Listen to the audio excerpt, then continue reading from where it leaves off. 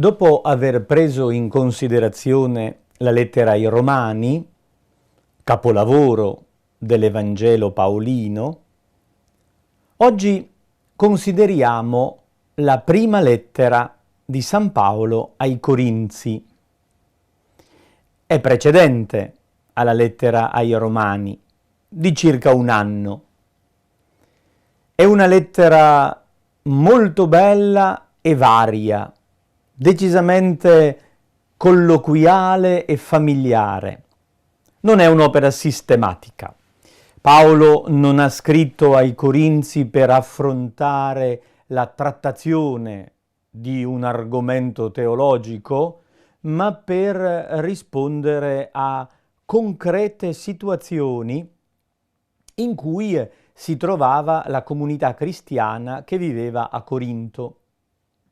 Paolo stesso aveva fondato quella comunità nell'anno 50 e aveva vissuto lì, a Corinto, nella città sull'Istmo, per un anno e mezzo. La comunità era numerosa e vivace. Corinto era una città molto vivace ma problematica, senza cultura, senza tradizione, perché era stata recentemente distrutta e ricostruita, e quindi la popolazione proveniva un po' da tutte le regioni del Mediterraneo, soprattutto era una popolazione italica, fatta di schiavi o di ex legionari di Cesare.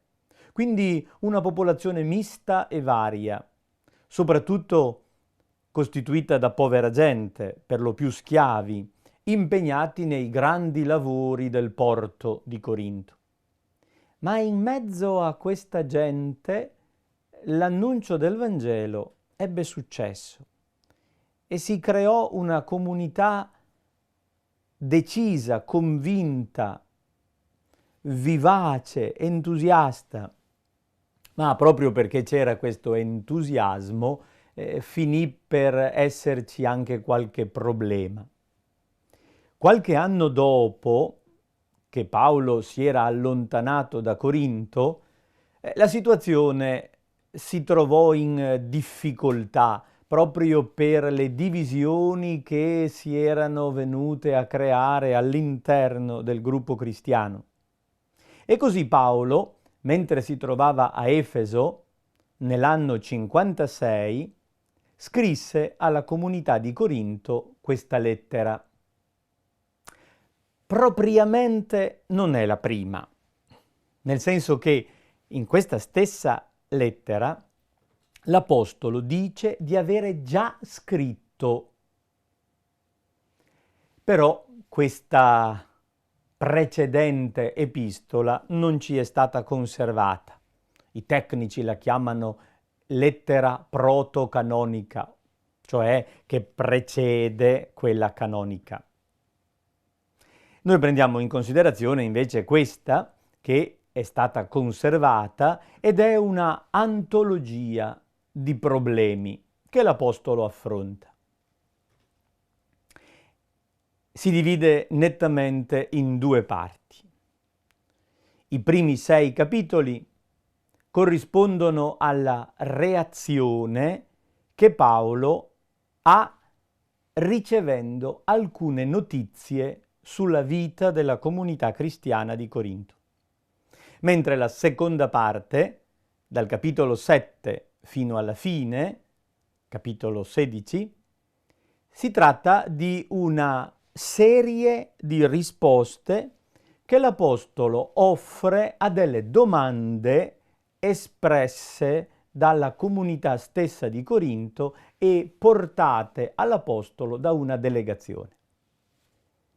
Iniziamo la nostra trattazione dalla prima parte. All'inizio, come al solito, Paolo saluta, dice il proprio nome e quello dei destinatari, porta i saluti anche di Sostene, originario di Corinto, che adesso vive con Paolo, augura la pace e la grazia da parte di Dio Padre, come è sua consuetudine nell'apertura delle lettere, e poi affronta direttamente il problema. Dice infatti di aver saputo dalla gente di Cloe che vi sono discordie tra voi. Non sappiamo chi fosse la gente di Cloe. Probabilmente marinai, personale di una ditta che, originaria di Corinto, aveva anche il lavoro a Efeso. E così Paolo deve avere incontrato della gente di Corinto e, parlando della situazione della città e della comunità cristiana, è venuto a sapere che all'interno della Chiesa di Corinto si sono create delle divisioni. Reagendo a queste notizie, egli scrive: la questione viene presentata così. Mi riferisco al fatto che ciascuno di voi dice: io sono di Paolo, io invece sono di Apollo, e io di Cefa, e io di Cristo. Con questa forma sintetica, Paolo ha sintetizzato l'esistenza di 4 gruppi. La comunità cristiana di Corinto si è frammentata e esistono dei gruppi che fanno riferimento a qualcuno come leader. Il gruppo principale è quello di Paolo. Sono i suoi amici, i suoi discepoli, quelli che sono legati direttamente all'Apostolo Paolo. Ma quando lui si era allontanato da Corinto, il suo posto era stato preso nella guida della comunità da un certo Apollo, un cristiano proveniente da Alessandria d'Egitto, un giudeo molto formato nelle sacre scritture, abile predicatore, capace di commentare in modo approfondito le sacre scritture. Apollo è perfettamente d'accordo con Paolo, ma inevitabilmente ha uno stile diverso. E come spesso cambia anche nelle nostre comunità, al cambio del parroco o del vescovo, e si creano sempre quelli che rimpiangono il precedente oppure che appoggiano l'attuale dicendo che è meglio dell'altro. E così si finì per avere una comunità frazionata fra quelli che rimpiangevano Paolo e quelli che preferivano seguire Apollo lasciando da parte Paolo. In questo modo i 2 gruppi finivano per guardarsi in cagnesco e criticarsi a vicenda. Come se non bastasse, si viene a creare anche un terzo gruppo, quelli che si rifanno a Cefa, cioè Pietro. Non è che Pietro sia stato presente di persona a Corinto, ma lo hanno conosciuto come il principe degli apostoli, il capo della comunità giudeo-cristiana di Gerusalemme, e quindi è probabile che si rifacciano a Pietro quelli che vogliono essere conservatori della tradizione giudaizzante, in polemica con Pietro, con Paolo, che invece è decisamente aperto. E infine, in questa serie di discussioni sugli apostoli da seguire, si deve essere creato un quarto gruppo che negava la mediazione umana e si rifaceva direttamente a Cristo, rifiutando gli apostoli, sia Paolo, sia Apollo, sia Pietro. Questo piccolo quadro ci permette di capire come all'interno della comunità fossero vive le discussioni e i contrasti. Ma il problema principale che Paolo adesso mette bene in luce nei primi 4 capitoli di questa lettera è il problema della sapienza, ovvero della conoscenza. È un problema che richiama la questione dello gnosticismo. In greco la parola gnosis vuol dire conoscenza ed è il termine che caratterizza molti movimenti di pensiero del mondo antico.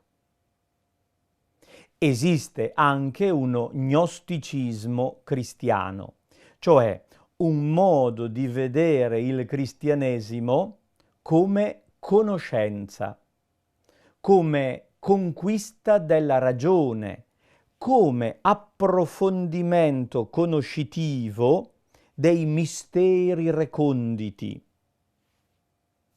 Questo movimento di conoscenza è legato alla filosofia greca, in modo particolare al platonismo, disprezza la materia e dà gran peso allo spirito, all'intelligenza. Il problema grave è che questa mentalità di conoscenza umana contrappone la materia allo spirito, il corpo, la realtà fisica e quindi anche il comportamento morale al mondo delle idee, dei pensieri, dei ragionamenti e si accontenta del livello conoscitivo. Gli interessa conoscere, sapere e sapere anche di più di quello che è stato detto e rivelato, quindi di ricostruire con la fantasia dell'intelligenza un mondo divino imperscrutabile. Di conseguenza però viene rifiutato tutto ciò che è terreno, umano, fisico.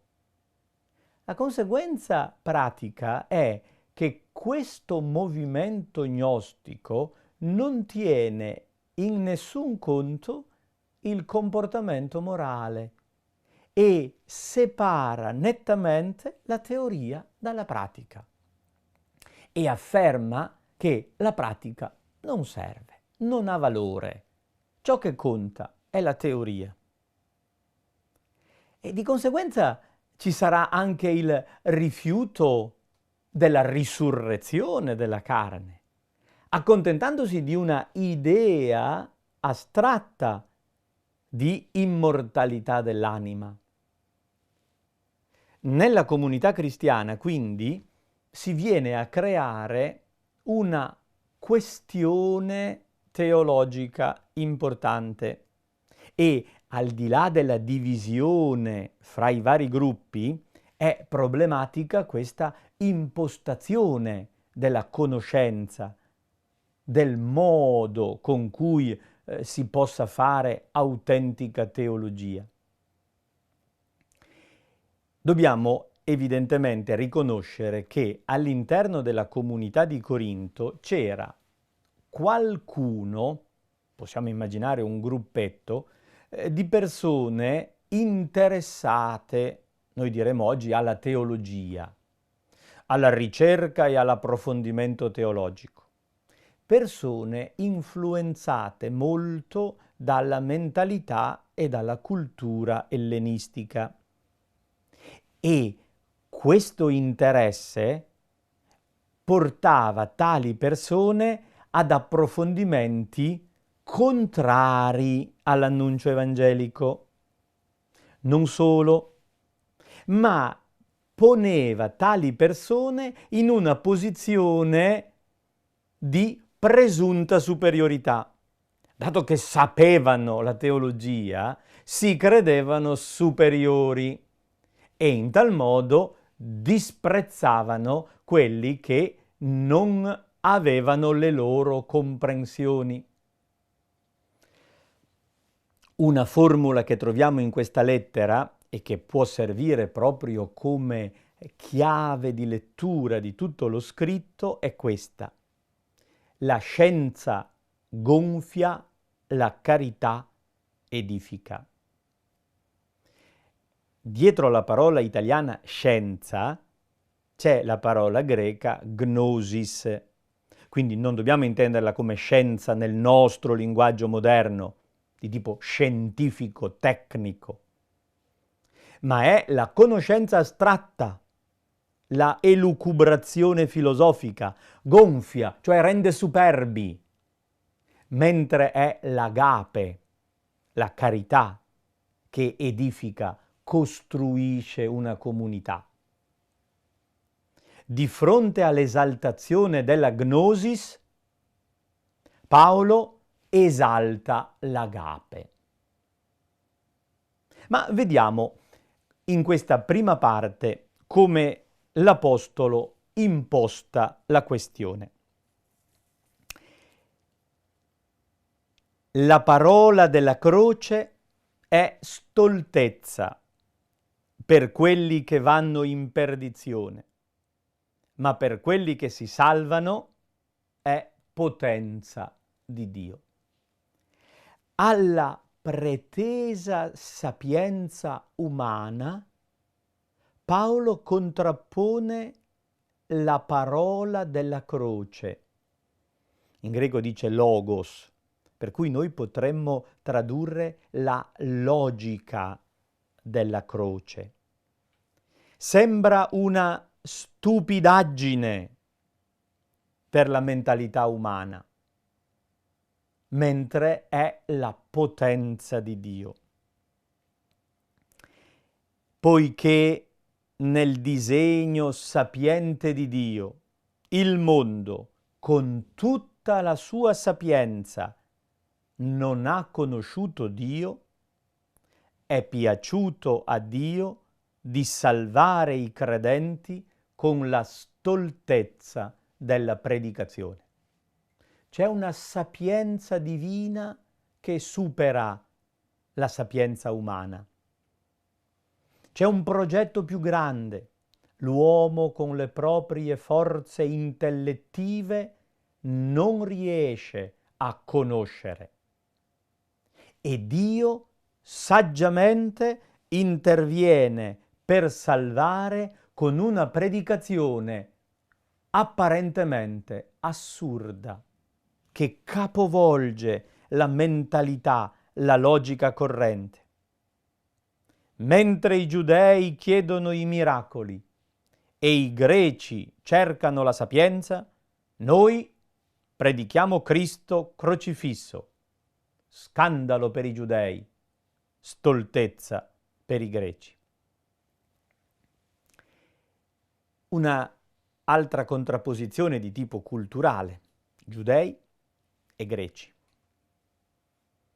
La tradizione giudaica si aspetta da Dio una manifestazione potente, dice che cercano i miracoli, i segni, cioè si aspettano da Dio che dimostri qualche segno di potenza del suo intervento, mentre il desiderio dei greci è quello della sapienza, della conoscenza, della filosofia, di un sistema intelligente che spieghi tutto.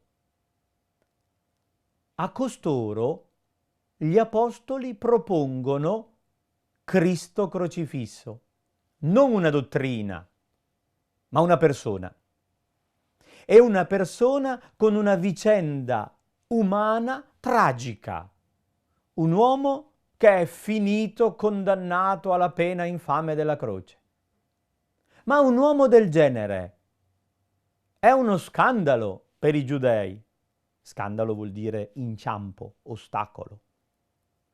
Nel senso che cercando una manifestazione della potenza di Dio e trovando semplicemente un uomo finito male, si resta bloccati, non aiutati.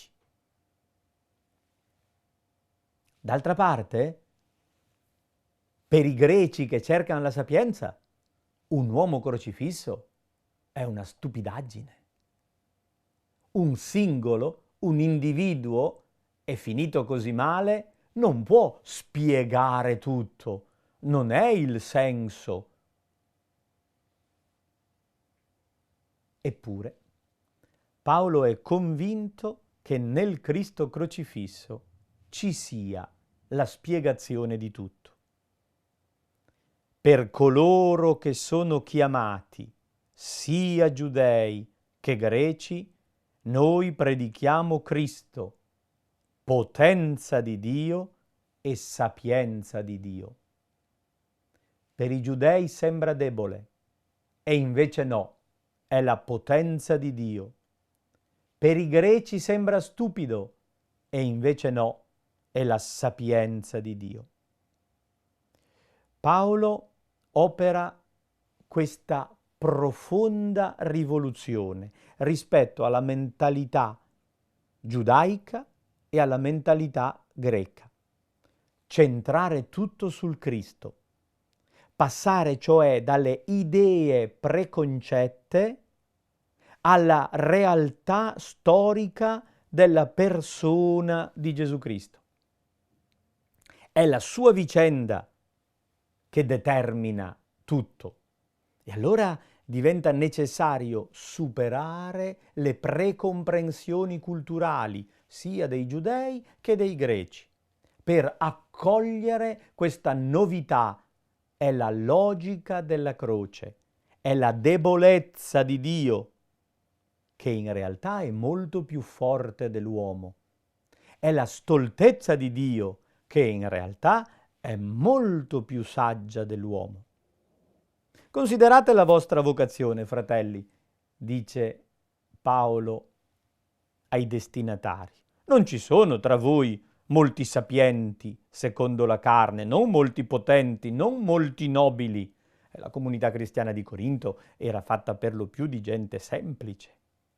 Ma Dio ha scelto ciò che nel mondo è stolto per confondere i sapienti. Dio ha scelto ciò che nel mondo è debole per confondere i forti. Dio ha scelto ciò che nel mondo è ignobile e disprezzato per ridurre al nulla le cose che sono. Questa è la logica della croce. E Paolo si è impegnato a predicare proprio questo Vangelo della sapienza di Dio. Contesta la presunzione di quelli che credono di sapere, sottolineando l'importanza della disponibilità all'opera di Dio. Paolo racconta la propria esperienza di evangelizzazione a gente che la conoscevano bene. Io ho seminato, Apollo che è venuto dopo di me ha irrigato, ma non è importante né chi pianta né chi irriga, è importante Dio che fa crescere. Ciò che l'Apostolo sottolinea è la centralità di Gesù Cristo, per cui riconoscendo l'importanza dell'apostolato e del ministero degli uomini, il fondamento resta sempre solo Cristo e la sua vicenda che determina la logica della sapienza. La sapienza è Cristo.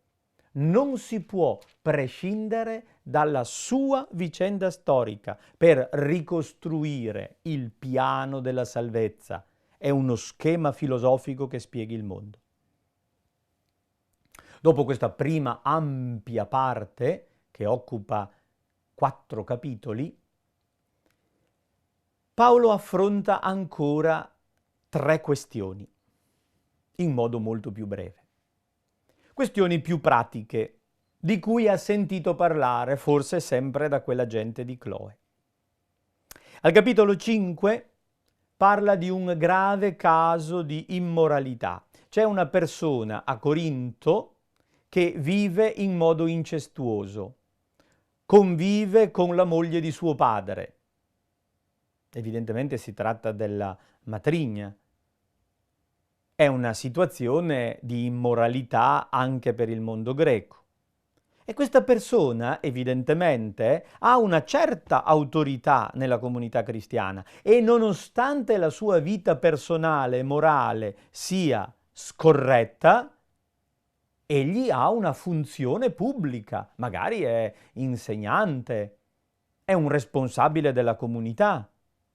Paolo ritiene che questa separazione fra teoria e pratica sia dannosa e quindi interviene in modo molto duro, chiedendo anche nel caso specifico che ci sia una correzione. È necessaria questa coerenza. E fa un esempio ispirato al rito della Pasqua. Si elimina il lievito prima di celebrare la Pasqua, perché il lievito è principio di fermento ed è un principio negativo. E allora come si elimina il lievito per avere una pasta azima? Così bisogna togliere i fermenti del male. Questo passaggio lascia intendere che la lettera sia stata scritta nell'imminenza della festa di Pasqua. Infatti l'Apostolo dice: Cristo nostra Pasqua è stato immolato. Celebriamo dunque la festa non con il lievito vecchio, né con lievito di malizia e di perversità, ma con azimi di sincerità e di verità. È necessaria una trasformazione della persona e della comunità, è necessaria la coerenza. Celebriamo la Pasqua, Cristo nostra Pasqua, con un cambiamento della vita. Eliminiamo ciò che è male. E così gli altri due casi si orientano nella stessa direzione. Ci sono stati alcuni cristiani che hanno fatto causa ad altri cristiani davanti a un tribunale pagano. È una situazione vergognosa, dice Paolo. Dovreste piuttosto subire l'ingiustizia. Il guaio è che siete voi a farla. C'è un comportamento gravemente scorretto da parte di cristiani che si denunciano a vicenda. Questo atteggiamento deve essere decisamente superato. E così l'ultima questione riguarda la porneia. Non traduco il termine perché non conosco una parola italiana capace di rendere questo concetto così ampio. Lo riconosciamo perché entra nella radice di parole moderne come pornografia. Riguarda una disordinata vita sessuale, con un campo di significato molto ampio. Corinto era una città dissoluta e quindi le persone che vi vivevano avevano delle abitudini abbastanza libertine e lassiste. Divenute cristiane, molte persone mantennero questo atteggiamento licenzioso e Paolo deve ribadire la sacralità del corpo.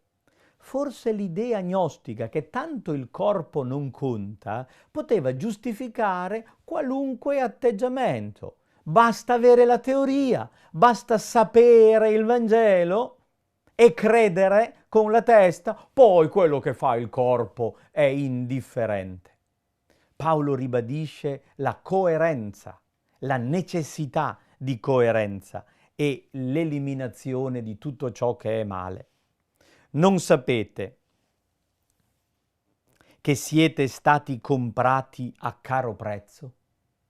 Vi ha riscattati il Cristo con il suo sangue nella vostra totalità. E allora glorificate Dio nel vostro corpo, concretamente. Teoria e pratica siano un'unica realtà nella vita cristiana. Questa è la sapienza di Gesù Cristo.